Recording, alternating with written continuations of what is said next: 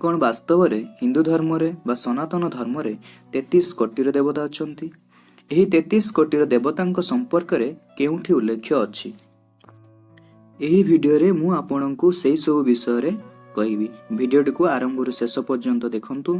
जदि आपनकु एही वीडियोटी भलो लागे तेबे गोटे लाइक एवं चैनल को सब्सक्राइब करिया को भूलिबेनी। एही 33 कोटी देवतांक विषय रे ऋग वेद रे उल्लेख करा जायछि। हिंदू धर्मर समस्त वेद उपनिषद गुड़ी को देवभाषा संस्कृत रे रचना करा जायतिला। ओडिया रे एक शब्द अछि 80 जहार दुईटी अर्थ अछि।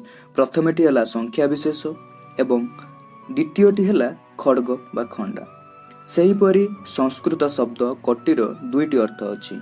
प्रथमटी हला संख्या विशेष बा 1 कोटी 1 रे 7टी शून्य एवं द्वितीय अर्थटी हला प्रकार।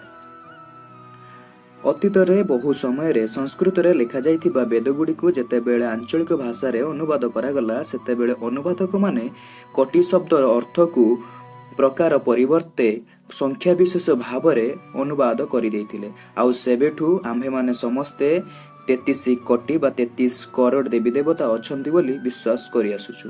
प्रकृत रे हमर 33 करोड़ देवी देवता नहंती बरं 33 उच्च कोटीर देवी देवता अछंती।